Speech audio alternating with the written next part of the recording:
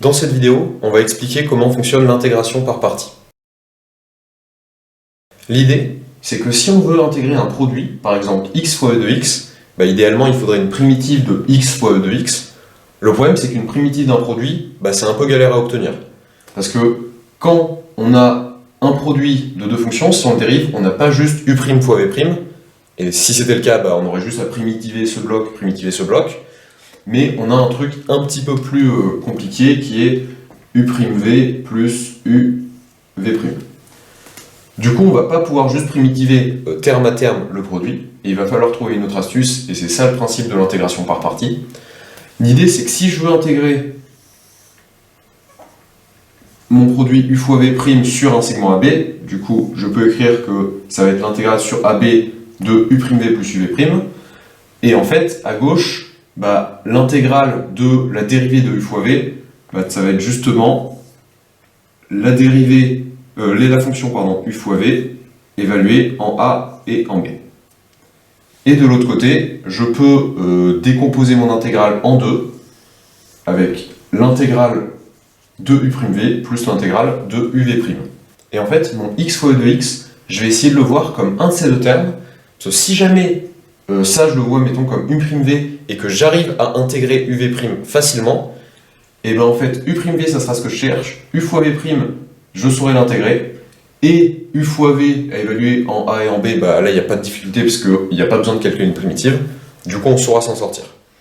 Par exemple, ici, si je vois mon x fois e de x comme u fois v', donc u c'est x, du coup u' de x, ça serait 1, v' c'est l'exponentielle, du coup v de x, je peux prendre aussi juste l'exponentielle, et u'v' c'est ce que je cherche, u'v, ça serait 1 fois e de x, je sais le primitiver.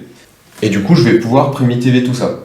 Parce qu'en fait, la formule de l'intégration par partie, c'est dire que la primitive de u fois v', c'est égal à évaluer u fois v moins l'intégrale de u'v. L'intégrale sur AB évaluée en A et en B, et l'intégrale sur AB. Si je le fais sur mon exemple, du coup uv' c'est x fois e de x, ça va être égal à évaluer u fois v, u c'était x et v c'était e de x,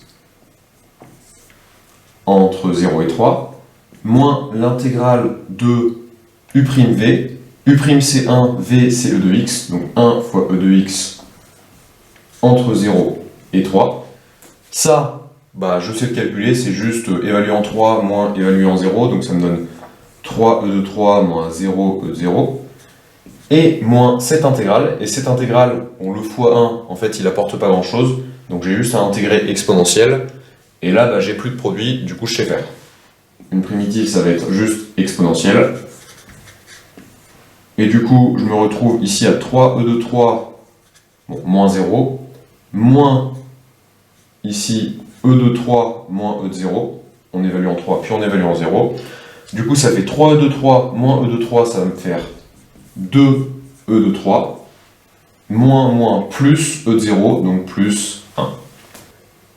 Là, pour l'instant, c'est pas forcément clair parce que c'est allé un peu vite, mais je vais le refaire sur 2-3 exemples, puis ensuite, ça sera à vous de le faire dans des exercices. On va essayer de le voir sur un deuxième exemple où on va essayer d'intégrer t fois sinus t. Donc on a bien un produit et on va voir ça comme u fois v'. Il faut juste se demander qui est u, qui est v'. Est-ce que u c'est t ou est-ce que u c'est sinus? Est-ce que v' c'est t ou est-ce que v' c'est sinus? L'idée, c'est que dans cette formule, u fois v, on va jamais avoir de problème. Ce qu'il faut, c'est être capable d'intégrer u' fois v. Donc on a u et on a v'. Et nous, à la fin, on aura u' et on aura v. Il y a un des deux termes du produit, celui qu'on va nommer u, on va le dériver. L'autre terme du produit, v', on va l'intégrer. Donc sur notre produit, il y en a un qu'on va dériver, l'autre qu'on va intégrer. Et t, si on essaye de l'intégrer, ça va donner du t carré sur 2, ça va être une grosse galère. Alors que si on essaye de le dériver, ça va donner 1, du coup 1 fois quelque chose, le 1 en fait il n'existera même plus. Donc t, on va plutôt choisir de le dériver, et sinus, qu'on le dérive ou qu'on l'intègre, ça va pas changer grand chose, on aura du cosinus ou du moins cosinus, Donc celui-là, c'est pas grave de l'intégrer. Donc t, on va le dériver, donc t c'est notre u, et sinus t, on va l'intégrer, du coup c'est notre v'. Et du coup, on a juste à appliquer notre formule, parce qu'on n'aura que u' c'est 1, que v ça va être moins cosinus, il faut juste faire attention au signe, mais à part ça, il n'y a pas de piège. Et donc on peut appliquer notre formule, ça va nous donner u fois v, donc t fois moins cos, moins l'intégrale de, du coup ici on avait u v', donc on va avoir l'intégrale de u' v. U' c'est 1, v c'est moins cosinus, et donc moins ça va devenir plus, donc on aura juste moins t fois cosinus t, et de l'autre côté plus l'intégrale de cosinus. L'intégrale de cosinus, ça va être juste du coup sinus. Tout à l'heure, on s'en est servi pour calculer une intégrale, donc il y avait des valeurs sur les bornes. Ici, j'ai pas mis de valeur, simplement pour dire qu'en fait, si on veut le faire pour une intégrale, ça marche. Si on veut aussi le faire pour une primitive, donc en gros, on met juste x sur une borne et on met rien sur la deuxième, ça marcherait aussi. Là, on se retrouvait du coup avec du moins x fois cos x. De l'autre côté, on aurait du plus sinus x. Et normalement, on peut vérifier que si on dérive tout ça, on retrouve bien t fois sinus t, enfin x fois sinus x, parce que ça c'est bien une primitive de x fois sinus x. En effet, si on essaye de dériver ça pour vérifier, là-dedans on va avoir du u'v plus uv', et normalement le premier terme ça va être du moins cosinus, le deuxième ça va être du x fois sinus, et là-bas on va avoir du plus cosinus qui va compenser le premier terme. Enfin bref, si on essaye de dériver sur papier, on doit bien retomber sur x fois sinus x. On va essayer de le faire sur deux autres exemples.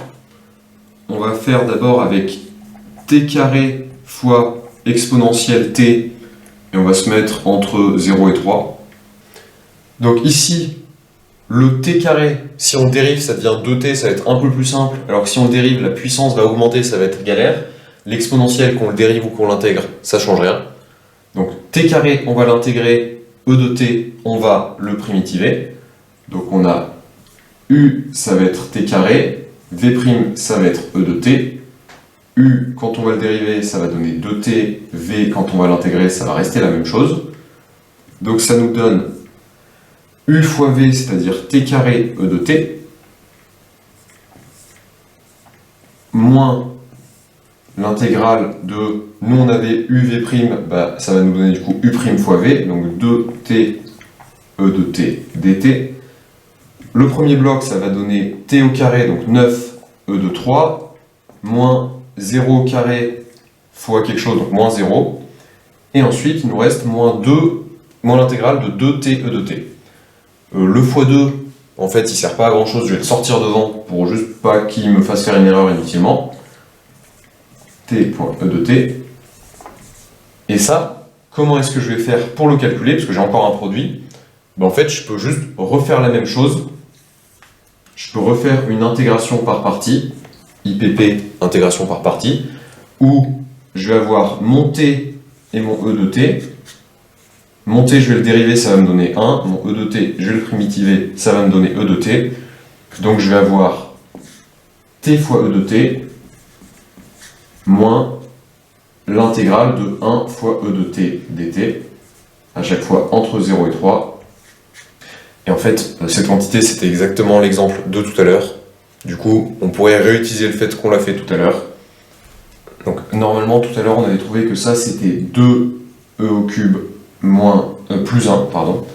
Du coup, moins 2 fois ça, ça va me donner moins 4e au cube moins 2.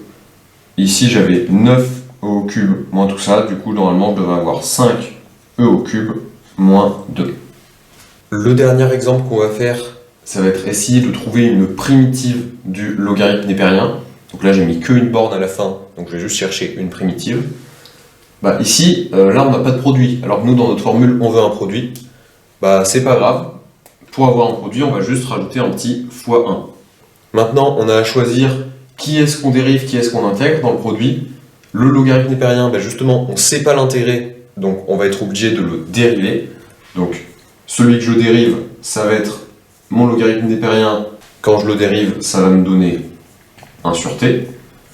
Et du coup, vu que le logarithme c'est celui que j'ai dérivé, bah, le 1 c'est celui que je vais intégrer. Donc 1, quand je l'intègre, je vais prendre t, je pourrais prendre t plus une constante, mais on verra tout à l'heure qu'en fait si j'avais pris une constante, ça serait une galère. Parce que quand je vais avoir mon produit 1 sur t fois t, ça va se simplifier. Si j'avais 1 sur t fois t plus quelque chose, bah ça marcherait beaucoup moins bien. Du coup, pour notre calcul, on a à évaluer ln de t fois t, u fois v, ln de t fois t en x, moins, donc ln de t fois 1, c'est celui qu'on avait, du coup celui qui nous manque, c'est l'autre produit 1 fois t, 1 sur t, pardon, fois t en x. Ça me donne donc, ln de t fois t évalué en x, donc ln de x fois x. Ensuite, si j'avais eu une autre borne, ça m'aurait fait juste une constante, et donc comme je cherche une primitive, cette constante, elle ne m'intéresse pas.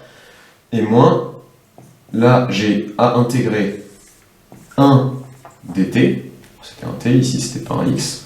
Et donc pour intégrer ça, bah, une primitive c'est juste prendre t, et du coup ça va me donner x moins 0, et donc j'avais ln de x fois x moins x. Un bon réflexe, c'est toujours de vérifier que si on dérive cette quantité, on retrouve bien juste le logarithme népérien qu'on cherchait à la base. Donc on peut dériver cette quantité. Je vais d'abord dériver la première chose, j'ai un produit, donc u'v plus uv'. U'v, ça me fait 1 sur x fois x, plus uv', ça me fait logarithme de x fois 1. Après j'ai le moins x, quand je le dérive, ça me fait moins 1. 1 sur x fois x, ça me fait 1, plus logarithme népérien fois 1, donc juste logarithme népérien, moins 1. Le 1 et le moins 1 se simplifient, je retrouve bien la fonction que je voulais primitiver à la base, du coup, il n'y a pas eu d'erreur de signe. Pour résumer sur les intégrations par partie, à chaque fois il faut voir un produit. Si on ne le voit pas, on peut rajouter un petit x1 pour faire apparaître un produit. Et sur le produit, il y a un des deux termes qu'on va dériver, l'autre qu'on va intégrer. Et l'objectif, c'est qu'en dérivant l'un et en intégrant l'autre, on ait quelque chose de plus facile à intégrer. Donc en général, quand on a du t carré, du t cube, bah lui on va le dériver, parce que si on l'intègre, ça devient plus compliqué. Et si l'autre terme c'est un exponentiel, ou un sinus, ou un cosinus, ou l'intégrer, bah, ça change à peu près rien, bah, ça va bien marcher. Donc en général, penser à l'intégration par partie, c'est quand on a un produit où l'un des deux termes c'est du exponentiel, du cosinus ou des sinus, et l'autre c'est un polynôme, c'est-à-dire c'est des puissances de t. Donc là, on vient de faire la partie cours sur l'intégration par partie. Maintenant, on va passer à la partie exercice avec ces trois exercices qui seront corrigés dans la prochaine vidéo.